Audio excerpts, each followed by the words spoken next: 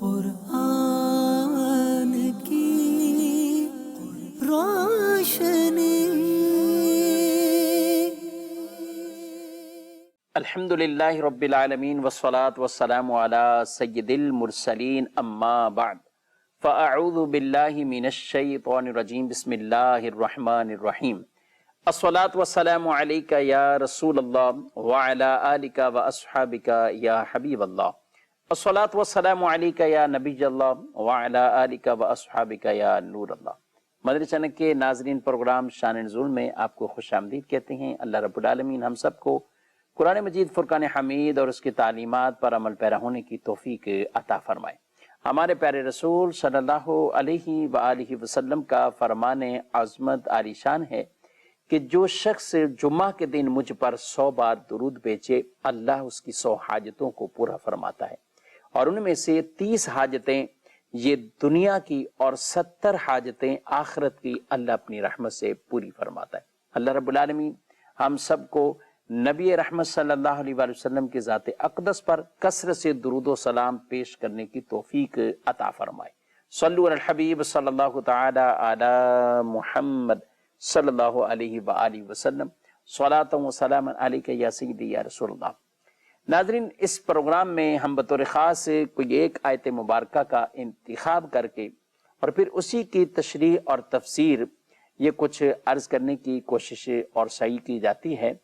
آج کی جو آیت مبارکہ سورۃ النحل کی آیت ہے، اور وہ ایسی مشہور آیت ہے کہ گویا کہ ہر آدمی جمعۃ المبارک کے ہر خطبے میں اس آیت کو وہ سنا کرتا ہے۔ جب عربی زبان میں خطبہ دیا جاتا ہے تو اس کے آخر میں یہ آیت مبارکہ اس خطبے میں شامل ہوتی ہے، اور یہ بیسک بڑی جامع آیت ہے کہ جس میں اللہ رب العالمین نے 3 کام کرنے کا حکم دیا اور 3 کاموں سے منع کیا ہے۔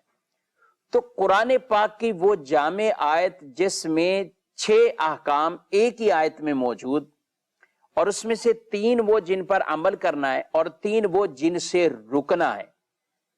تو یہ آیت مبارکہ انشاءاللہ آج ہم سنیں گے، اور اس کی کچھ تشریح بھی، کچھ تفسیر بھی۔ جب یہ آیت مبارکہ نازل ہوئی، اس کے شان نزول کے حوالے سے بھی تفسیروں میں یہ بات موجود ہے کہ جب یہ آیت مبارکہ نازل ہوئی تو کفار بھی وہ حیران رہ گئے، ان کی عقلیں دھنگ رہ گئی کہ ایسا جامع کلام، جامع گفتگو، ایسی جامع آیت اور جامع کلام، یہ کسی بشر کا نہیں ہو سکتا۔ یعنی ان میں سے ابو جہل، ولید بن مغیرہ، اس طرح کے جو بڑے بڑے کافر تھے، سرکش تھے، وہ بھی حیران ہو گئے کہ یہ اتنی خوبصورت انداز سے یہ حکم دیا گیا۔ اور حضرت عثمان بن مظعون رضی اللہ تعالیٰ عنہ یہ فرماتے ہیں کہ میرے اسلام لانے کا سبب یہی آیت مبارکہ، کہ جب اس آیت کو میں نے سنا، اس کی خوبی کو، اس کے حسن کو، اور اس آیت مبارکہ کے اندر جو حکم دیا گیا، یہ جب میں نے سنا تو کہا کہ میں نے اسلام کو قبول کر لیا، میں نے اسلام کو قبول کر لیا۔ تو ان کے اسلام لانے کا سبب بھی یہی آیت مبارکہ ہے۔ وہ آیت کون سی ہے؟ آئیے بڑھتے ہیں اس آیت مبارکہ کی طرف۔ 14ویں پارے میں سورۃ النحل میں آیت نمبر 90 اللہ رب العالمین ارشاد فرماتا ہے، بسم اللہ الرحمن الرحیم، ان اللہ یأمر بالعدل والاحسان وایتاء ذی القربى وینہی عن الفحشاء والمنکر والبغی یعظکم لعلکم تذکرون۔ فرمایا بے شک اللہ عدل اور احسان اور رشتہ داروں کو دینے کا حکم فرماتا ہے۔ ان اللہ یامر بالعدل والاحسان وایتاء ذی القربى، یہ 3 چیزوں کا اللہ حکم دیتا ہے۔ عدل کا حکم دیتا ہے، احسان کا حکم دیتا ہے، اور رشتہ داروں کو دینے کا حکم دیتا ہے۔ وَيَنْهَى عَنِ الْفَحْشَاءِ وَالْمُنْكَرِ وَالْبَغْيِ، اور بے حیائی اور بری بات اور ظلم سے اللہ منع فرماتا ہے. یعنی فحشا، منکر اور بغی، یہ تین ایسی چیزیں جن سے اللہ منع فرماتا ہے، روکتا ہے، اور تین ایسے کام جن پر کرنے کا اللہ حکم دیتا ہے. عدل سے کام لو، احسان سے کام لو، اور اپنے رشتہ داروں کو دینے والے بن جاؤ، دینے سے کام لو. اور آگے ارشاد فرمائے یعظکم لعلکم تذکرون، اللہ تمہیں نصیحت کرتا ہے تاکہ تم نصیحت پکڑو، اس سے نصیحت حاصل کرو. تو یہ آیت مبارکہ جب نازل ہوئی تو کفار مکہ بھی حیران رہ گئے کہ اتنی خوبصورت طریقے سے اور جامع انداز میں اس آیت مبارکہ کے اندر کیسے تین چیزوں کا ذکر عمل کے اعتبار سے کہ یہ کرو، اور تین کو منع کرنے کے اعتبار سے. بلکہ علماء نے لکھا یہ ایسی جامع آیت مبارکہ ہے ہر اعتبار سے کہ اگر اس پر آدمی عمل کرنے والا بن جائے پورا کائنات کا نظام درست ہو جائے گا، امن اور سلامتی والا بن جائے گا. جی کیونکہ اس آیت میں حکم دیا گیا کہ اللہ تمہیں عدل کا حکم دیتا ہے. یہ عدل کیا ہے؟ ہر صاحب حق کو اس کا حق دے دینا، یہ عدل ہے. اس کو عام عدل اور انصاف سے تعبیر کیا جاتا ہے، جو جس کا حق بنتا ہے. اور یہ عدل عقیدے کے اعتبار سے بھی آدمی عدل سے کام لے. عبادت کا معاملہ ہے عدل، معاملات عدل. یعنی جو آدمی افراط و تفریط سے بچتا ہوا ایک درمیانی راہ جو حق بنتا ہے اس پر عمل کرے تو یہ عدل کہلائے گا. عقیدے کے حوالے سے مثال کے طور پر یعنی عدل یہ ہے کہ ہم اللہ رب العالمین کو وحدہ لا شریک، ایک واحد یکتا مانے. یہ عدل اللہ کی ذات کے بارے میں جو کہ ہمیں حکم دیا گیا کہ ہم اللہ کے ساتھ کسی کو کوئی شریک نہ ٹھہرائے. تو اللہ کی ذات پر ایمان رکھنے کے بارے میں اسی طرح رسول مکرم صلی اللہ تعالی علیہ وآلہ وسلم آپ مبعوث ہوئے، رسول بن کر تشریف لائے، نبیوں میں سب سے آخری ہے، خاتم النبیین ہے، آپ کے بعد کوئی نیا نبی نہیں آئے گا. تو یہ سب نبی پاک علیہ السلام کے حوالے سے یہ عقائد رکھنا عدل ہے. تو عدل صرف یہ نہ سمجھا جائے کہ جو کچھ کورٹ کچہری میں ہے، جو عدالتوں میں، وہ عدل. عدل بڑا وسیع معنی ہے جو یہاں اللہ نے حکم دیا کہ اللہ تمہیں عدل کا حکم دیتا ہے، اللہ تمہیں عدل کا حکم دیتا ہے. عبادت میں آئیں گے تو اس میں بھی ایسا عدل کہ عبادت میں ایسا مشغول ہونا کہ جو حقوق دیگر لوگوں کے ان کے ذمہ لازم ہے ان کو ترک کر رہا ہو، کسی کا نفقہ، کسی کا خرچ، کسی کے اور حق، تو اس کا مطلب اس نے عدل سے کام نہیں لیا. اچھا، دنیا کے معاملات میں ایسا مشغول ہو کہ اس کو اپنی فرض نماز کا ہی پتہ نہیں ہے، دنیا کی کمائی میں ایسا مشغول گئے کہ پیسہ تو کما رہا ہے لیکن زکوٰۃ کا پتہ نہیں ہے. وہ عبادت کے معاملے میں اگر ترک کرتا ہے، گناہگار ہو رہا ہے، فرائض کا ترک کر رہا ہے، تو اس کا مطلب اس نے عدل سے کام نہیں لیا. اس نے معاملات کے اندر یا تجارت میں ایسا پڑا کہ دین کو بھول گیا. تو لہذا درمیانی راہ کے اندر ہمیں حکم دیا گیا ہے عبادت میں بھی ایسے جاؤ کہ تم دنیاوی معاملات کا بھی پورا ترک لازم نہ آئے، جن کے حق تمہارے ذمہ لازم ہے وہ تمہاری وجہ سے یہ پریشان نہ ہو. اس لیے رسول اللہ صلی اللہ علیہ وسلم کی یہ خوبصورت تعلیم کہ تمہارے گھر والوں کا تم پر حق ہے، تم سے ملاقات کرنے والوں کا تم پر حق ہے، یہاں تک کہ فرما دیا تمہارے اپنے وجود، اپنے جسم کا یہ بھی تم پر حق ہے، تمہاری آنکھوں کا بھی تم پر حق ہے.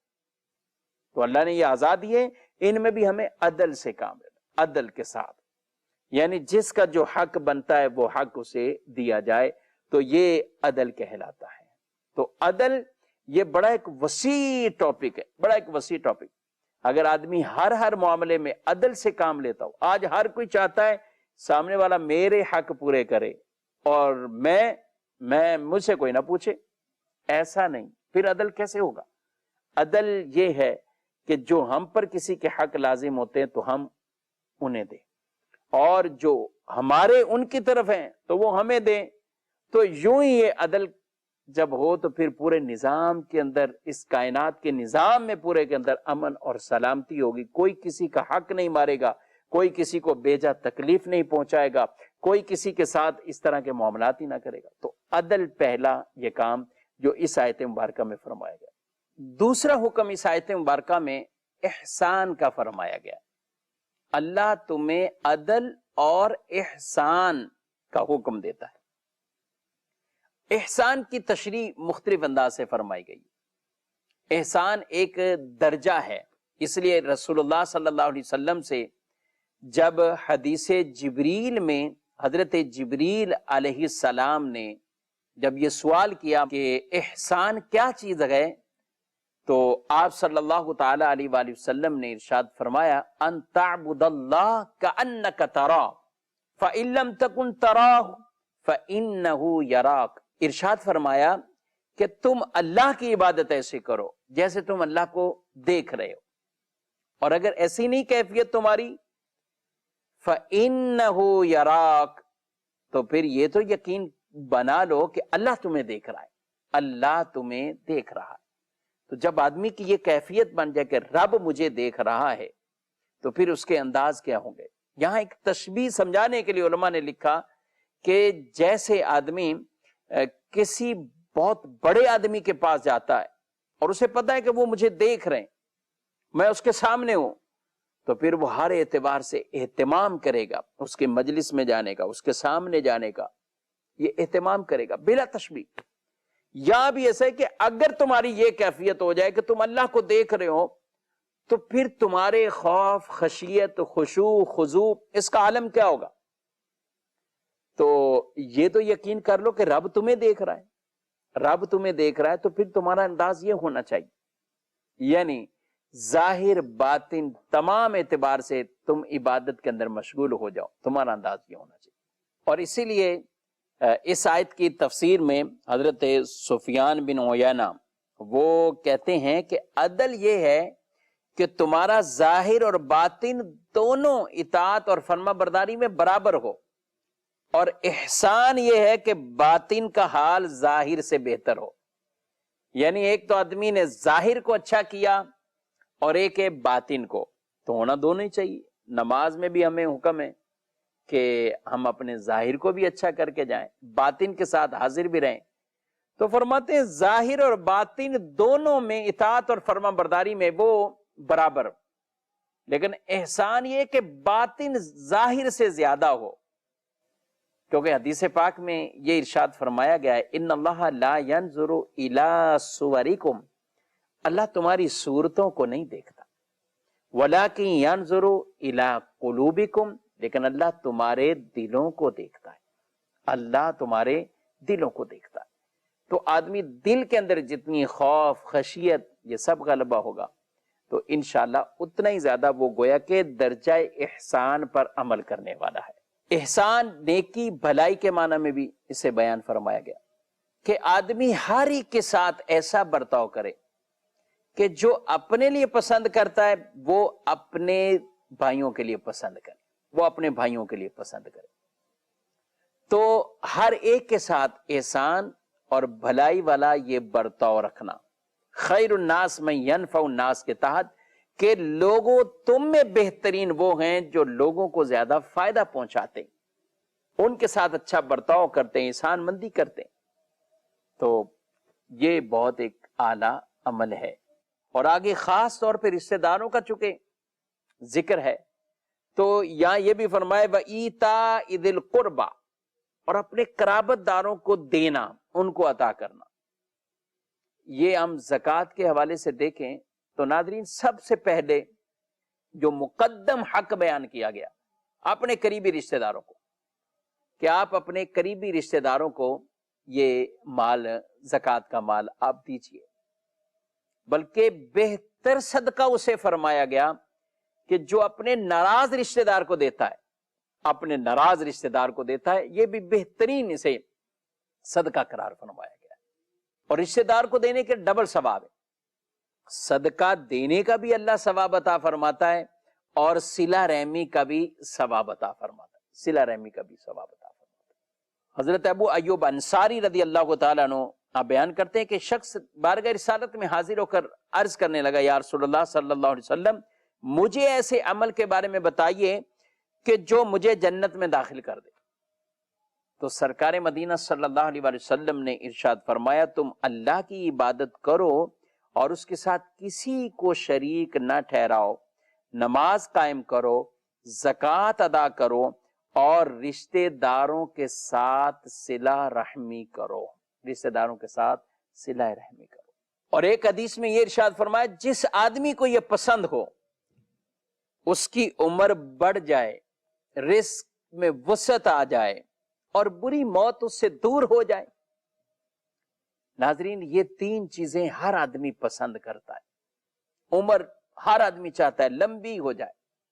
اچھا، عمر لمبی ہو لیکن کھانے پینے کو نہیں ہے، رزق کو نہیں ہے، تو یہ بھی اس کے لیے تکلیف دہ ایک معاملہ ہو جاتا ہے۔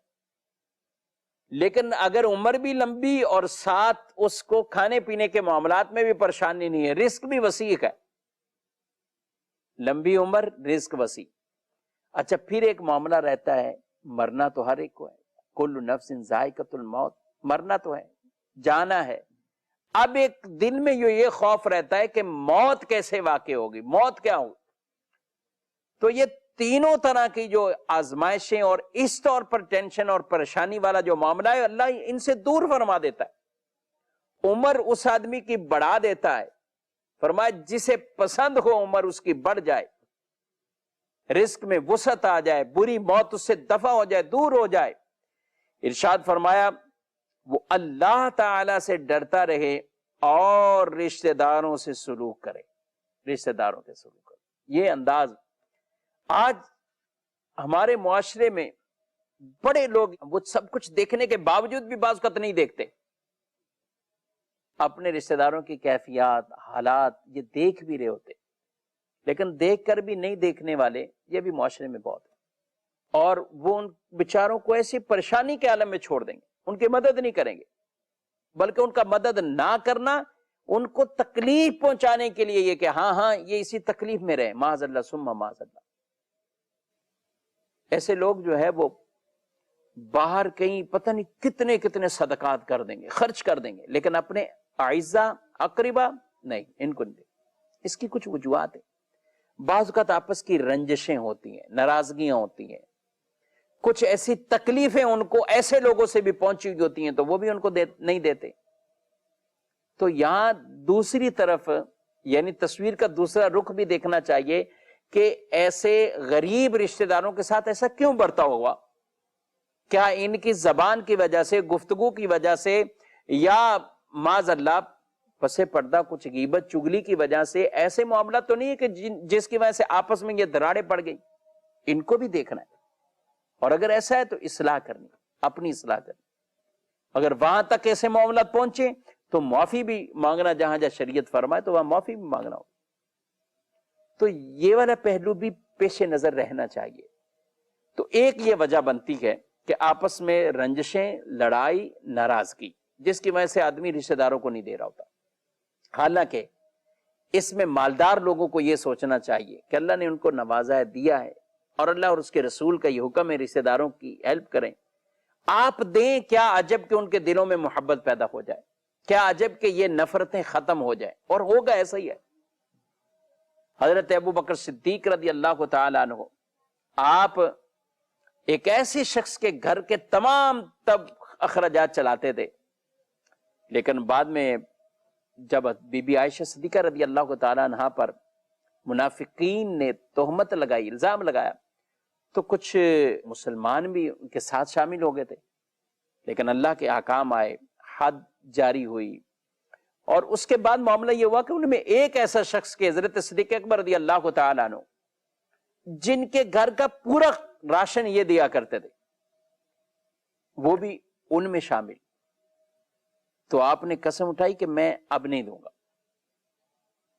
لیکن رسول اللہ صلی اللہ علیہ وسلم کی بارگاہ میں جب پہنچے تو اللہ نے قرآن میں آیت کو نازل فرمایا کہ فضیلت والوں کے لیے یہ مناسب نہیں ہے کہ وہ قسمیں اٹھا لیں، مسکین کو دینے کے حوالے سے، مہاجرین کو دینے کے حوالے سے وہ قسمیں اٹھا لیں، نہیں، بلکہ ارشاد فرمایا الا تحبون ان یغفر اللہ لکم، کیا تم پسند نہیں کرتے کہ اللہ تمہاری غلطیوں کو معاف کرے؟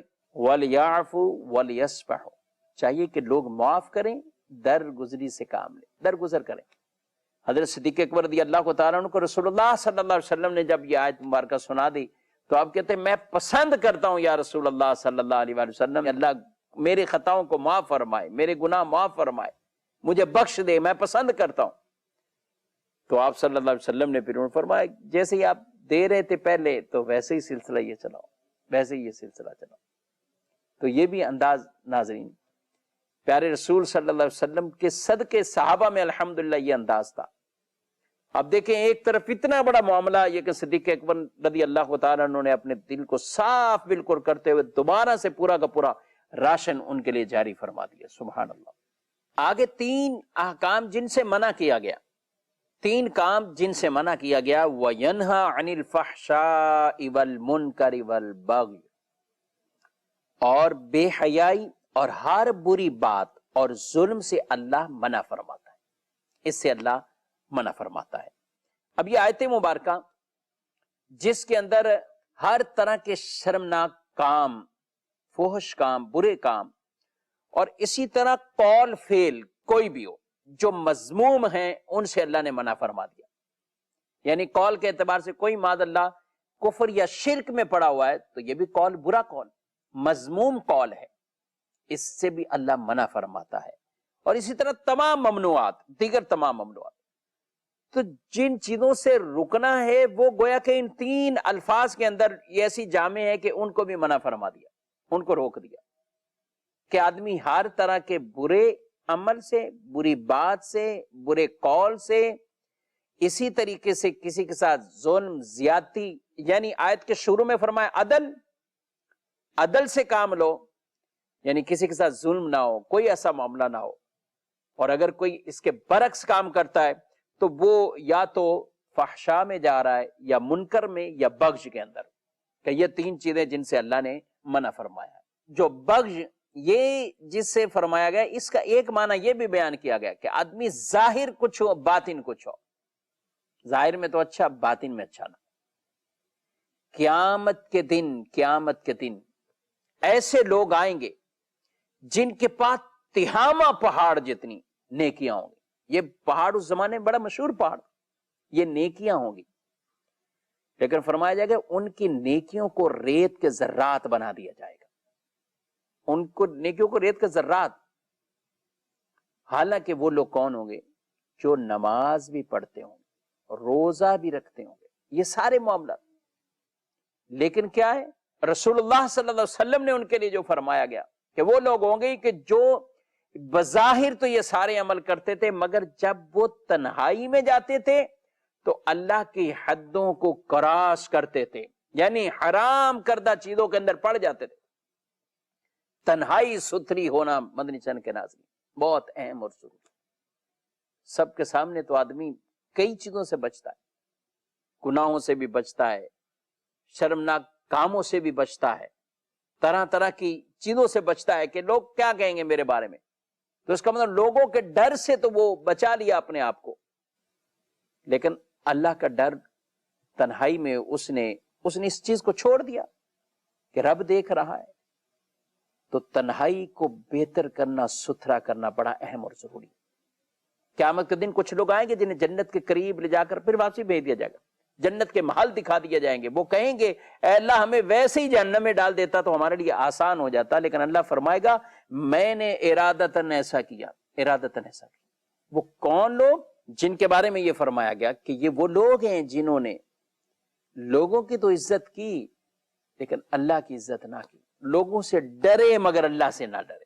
لوگوں کی عزت کی وجہ سے تو یہ ہر طرح کے برے معاملات سے بچتے رہے، مگر اللہ کی عزت انہوں نے نہ کی اور اللہ کا ڈر انہوں نے اپنے دل میں نہ بٹھایا۔ اللہ اکبر۔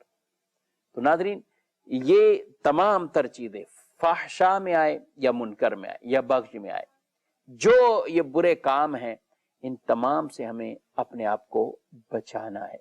تو یہ ایک ایسی جامع آیت مبارکہ، ان اللہ یامر بالعدل والاحسان وایتاء ذی القربى وینہی عن الفحشاء والمنکر والبغی یعظکم لعلکم تذکرون، کہ اللہ تمہیں عدل اور احسان اور قریبی رشتہ داروں کو دینے کا حکم دیتا ہے، اور منع کرتا ہے تمہیں بے حیائی، ہر بری بات اور ظلم سے اللہ منع فرماتا ہے۔ اللہ تمہیں نصیحت کرتا ہے، یعیدکم تمہیں نصیحت کرتا ہے، لعلکم تذکرون تاکہ تم نصیحت پکڑو۔ اس آیت کو ہم سب کوشش کریں، اس پر عمل کریں، اور یہ آیت مبارکہ اب جب آپ جمعۃ المبارک کے خطبہ میں سنیں تو آپ کے ذوق کے اندر ایک تبدیلی آنی چاہیے کہ ہاں ان میں یہ 3 چیزوں کا حکم دیا گیا ہے، یہ 3 چیزوں سے اللہ نے ہمیں منع فرمایا۔ اللہ پاک قرآن کے نور اور قرآن کے فیضان اور قرآن کے علم سے ہمارے سینوں کو روشن منور فرمائے۔ نبی رحمت صلی اللہ علیہ وآلہ وسلم کے صدقے ہم سب کو قرآن کی آیات مبارکہ اور احکامات پر عمل پیرا ہونے کی توفیق عطا فرمائے، آمین بجاہ النبی الامین صلی اللہ علیہ وآلہ وسلم۔ قرآن کی روشنی